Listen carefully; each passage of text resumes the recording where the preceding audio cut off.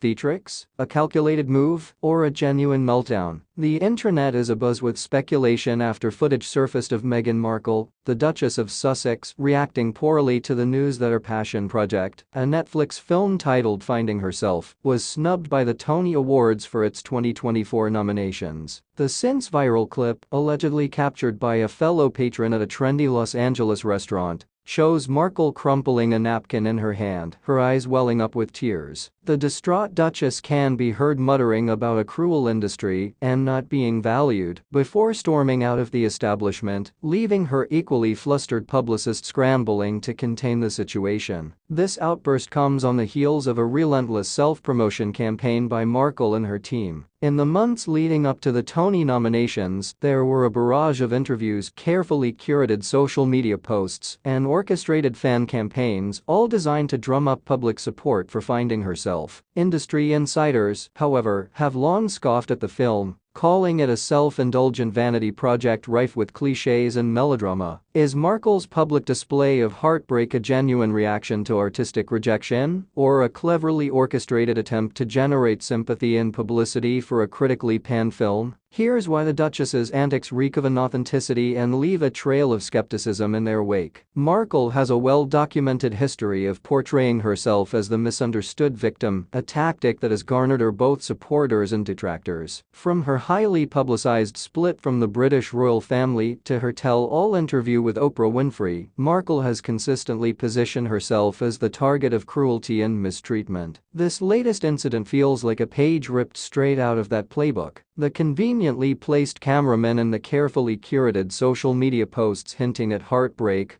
all point towards a meticulously crafted PR strategy. It's a calculated attempt to manipulate public perception and paint Markle as the victim of an unfair system, all to deflect from the film's lackluster reception. Self for its cliched plot, wooden acting, including Markle's own performance, and a complete lack of originality. The desperate scramble for a Tony nomination, an award primarily focused on Broadway productions, reeks of a shallow attempt to gain legitimacy in a field where Markle has demonstrably little experience. Markle's most ardent supporters will undoubtedly defend her actions, painting her as a misunderstood artist being targeted by a jealous industry. However, for the discerning observer, this latest outburst is nothing more than a continuation of a carefully constructed narrative, one where Markle is always the victim and never the architect of her own misfortune. The Duchess of Sussex craves the spotlight, but true artistic merit requires more than just cheers and tantrums. Until Markle is willing to put in the hard work and hone her craft, these self-serving theatrics will likely be her most noteworthy contribution to the world